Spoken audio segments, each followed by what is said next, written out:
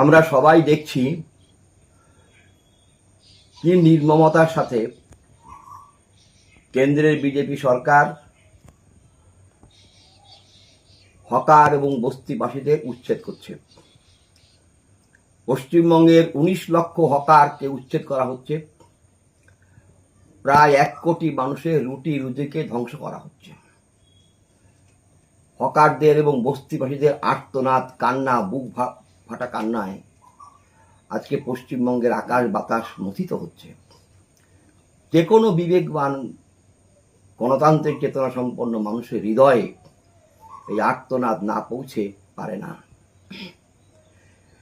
কিন্তু অত্যন্ত দুঃখ বেদনার সাথে আমরা এও লক্ষ্য করছি যে বিজেপি সরকারের মিথ্যা প্রচারের বিভ্রান্ত হয়ে একদল মানুষ এরকম মনে করছে যে হকাররা তো বেআইনিভাবে স্টেশন দখল করে বসে আছে, বস্তিবাসীরাও তো রেলের জায়গা দখল করেই বসে আছে। তো বেআইনিভাবে যারা দখল করে বসে আছে তাদের তো উচ্ছেদ করা হবেই, তাদের তো একদিন উঠে যেতে হবেই। এতে এত দুঃখ পেলে তো চলে না। আইন তো আইনের পথ ধরে চলবে।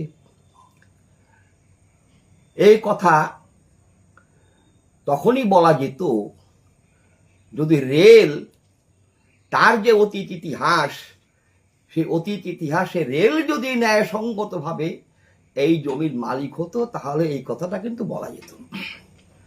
কিন্তু ভারতবর্ষের রেলের ইতিহাস যদি আমরা একটু পর্যালোচনা করি তাহলে আমরা দেখব যে এই জমির মালিক রেল হলো কি করে, কোন প্রক্রিয়াতে এই জমির মালিক হয়েছে ভারতীয় রেল।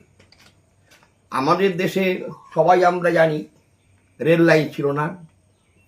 ইস্ট ইন্ডিয়া কোম্পানি আসবার পর অনেক পরে এই বাংলায় 1848 সালে প্রথম রেল লাইন পাতবার পরিকল্পনা হয়। উদ্দেশ্য ছিল দুটো, একটা হচ্ছে ইংল্যান্ডের তৈরি যে শিল্প পণ্য তা বাংলার প্রান্তে প্রান্তে নিয়ে যাওয়া তার বাজারের জন্য, আর একটা হচ্ছে বাংলার গ্রামগঞ্জে যে কাঁচামাল সেই কাঁচামালকে একদম বন্দরে নিয়ে এসে ইংল্যান্ডের শিল্প কারখানার কাঁচামাল সরবরাহকে অক্ষুণ্ণ রাখা। এই দুটো উদ্দেশ্য থেকে ইস্ট ইন্ডিয়া কোম্পানির কর্তা ব্যক্তিরা ঠিক করেন যে বাংলায় রেল লাইন পাততে হবে। এই উদ্দেশ্যে তখন তৈরি হয়েছিল east India railway. East India railway তখন কিন্তু তৈরি